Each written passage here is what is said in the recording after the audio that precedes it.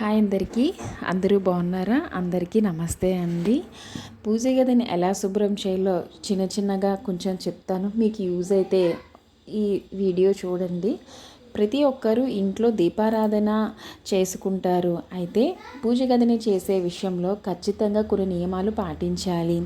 ఎప్పుడు పడితే అప్పుడు పూజ గదిని శుభ్రం చేయకూడదు. లేదంటే మీ పూజ గదిలో ఉన్న దేవతలు బయటికి వెళ్ళిపోతారు. ఏ రోజున పూజ గదిని శుభ్రం చేయాలి? దీపారాధన నియమాలు ఏమిటి? పూజ గదిలో దేవుని విగ్రహాలు ఉండవచ్చా లేదా అనేది ఈరోజు తెలుసుకుందాం. ఉదయాన్నే 9 గంటలకు దీపారాధన చేస్తే అసలు పుణ్యం వస్తుందా లేదా? ఉదయాన్నే టిఫిన్ చేసి దీపారాధన చేయొచ్చా? ఇలాంటి ఎన్నో విషయాల గురించి ఈ వీడియోలో తెలుసుకుందాం. మీరు చేసే పూజలకు దేవుని ఆశీర్వాదం కలగాలంటే మీ పూజ గది శుభ్రంగా ఉండాలి. అయితే మనలో చాలామంది పూజ గదిలో అనవసరమైన వస్తువులు పెట్టుకుంటారు. దీనివల్ల మీ ఇంటికి వాస్తు దోషం ఏర్పడుతుంది. మన జ్యోతిష్య శాస్త్రాల ప్రకారం మీ పూజ గది శుభ్రంగా ఉంటేనే మీ ఇంట్లోకి దేవతలు ప్రవేశిస్తారు. పూజ గదిని శుభ్రం చేసే సమయంలో చీపురుని అసలు ఉపయోగించకూడదు. ఒక శుభ్రమైన వస్త్రాన్ని తీసుకొని మీ పూజ గదిని శుభ్రం చేసుకోవాలి. ప్రతి వారానికి ఒకసారి ఖచ్చితంగా పూజ గదిని శుభ్రం చేసుకోవాలి. అయితే పొరపాటున కూడా మంగళవారం మరియు శుక్రవారం రోజుల్లో పూజ గదిని శుభ్రం చేయకూడదు.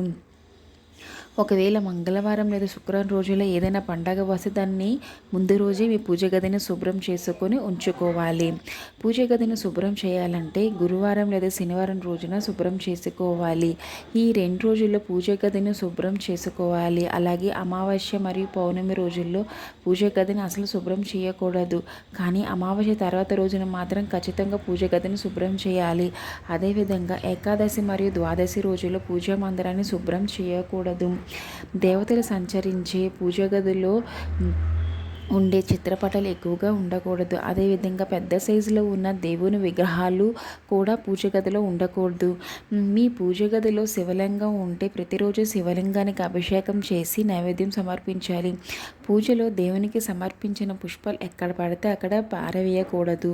పూజలో ఉపయోగించిన పుష్పాలను ఎండిపోక ముందే తీసేసి ఏదైనా చెట్టు దగ్గర కానీ ప్రవహించే నదిలో కానీ వేయాలి. అంతేకాని దేవునికి సమర్పించిన పుష్పాలను డస్ట్బిన్లో వేయకూడదు. అది చాలా పెద్ద పొరపాటు. అలానే పూజ గదిలో దీపారాధన చేసినప్పుడు ఆ దీపం నుండి వచ్చే పొగతో పూజ మందిరం నలుపు రంగులోకి మారుతుంది. అలా ఆ నల్లటి మసిని ఎప్పటికప్పుడు శుభ్రం చేసుకుంటూ ఉండాలి.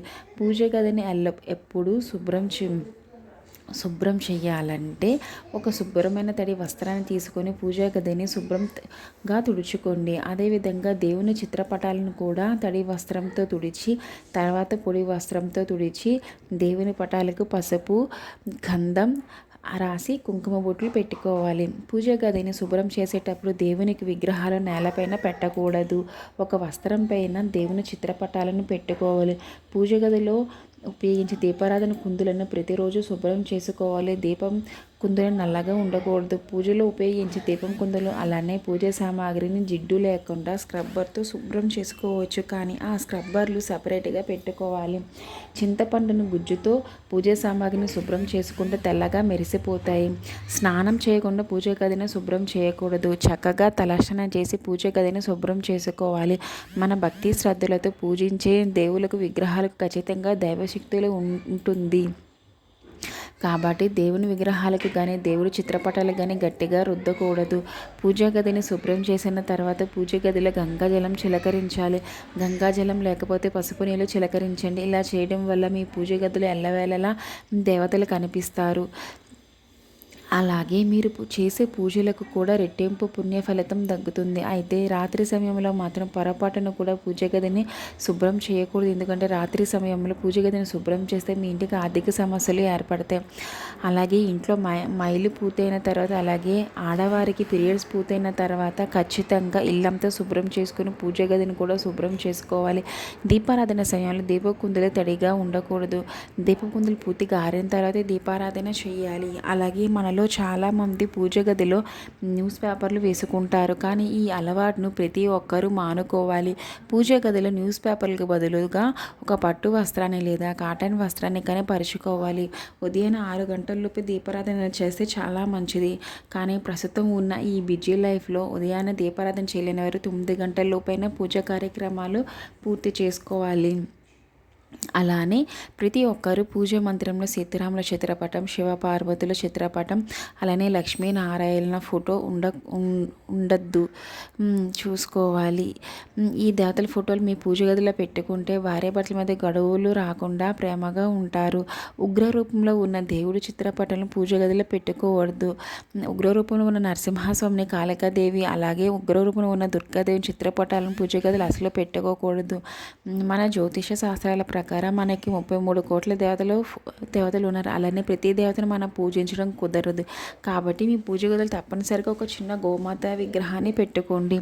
గోమాత 3 దేవతల కొలువై ఉంటారు. కాబట్టి మీ పూజ గదిలో గోమాత విగ్రహాన్ని పెట్టుకుంటే 33 కోట్ల మంది దేవతలకు పూజ చేసినట్లయితే తద్వారా 3 దేవతల ఆశీర్వాదం మీ ఇంటిపై ఎల్లవేళలా ఉంటుంది. ఇక ప్రతి ఒక్కరు పూజ గదిలో తప్పనిసరిగా లక్ష్మీదేవి చిత్రపటం ఉండాలి. అయితే నిలబడి ఉన్న లక్ష్మీదేవి చిత్రపటాన్ని పూజ గదిలో పెట్టుకోకూడదు. లక్ష్మీదేవి కమలం పైన కూర్చొని ఏనుగులు ఉన్న చిత్రపటాన్ని మాత్రమే పూజ గదిలో పెట్టుకోవాలి. మీ పూజ గదిలో ఉన్న లక్ష్మీదేవి చిత్రపటానికి ఎదురుగా ఖచ్చితంగా పసుపు కుంకుమలు పెట్టుకోవాలి. తద్వారా మీ ఇంటికి లక్ష్మీ కటాక్షం సిద్ధిస్తుంది. మీ పూజ గదిలో ఉన్న శివపార్వతుల చిత్రపటానికి ఈశాన్యంలో పెట్టుకోవాలి. అదేవిధంగా గణపతి చిత్రపటాన్ని ఉత్తరముఖంగా పెట్టుకోవాలి. ఆగ్నేయ దిశలో ఆంజనేయ స్వామి చిత్రపటాన్ని పెట్టుకుంటే మీ ఇంట్లోకి దుష్ట శక్తులు ప్రవేశించకుండా ఉంటాయి.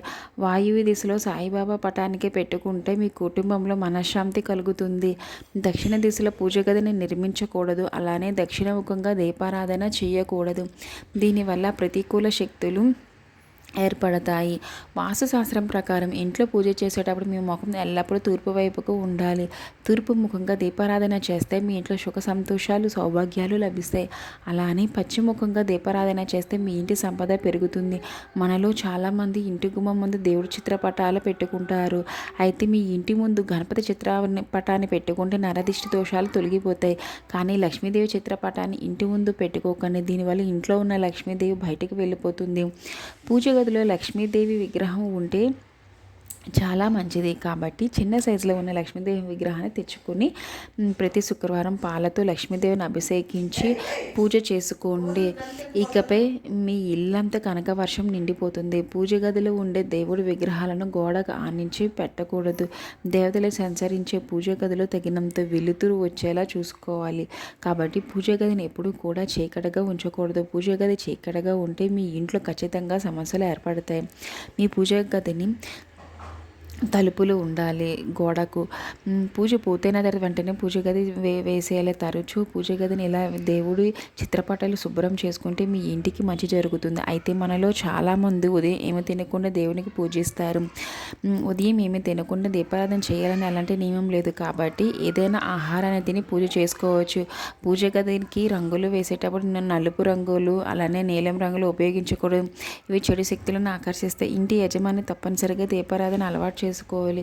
ఇంటి యజమాని దీపారాధన చేస్తే మీ ఇంటి మొత్తానికి సిరి సంపదలు కలిసి వస్తాయి. పూజ గది విషయంలో ఇలాంటి జాగ్రత్తలు తీసుకుంటే మీ పూజలకు రెట్టింపు పుణ్యం లభిస్తుంది.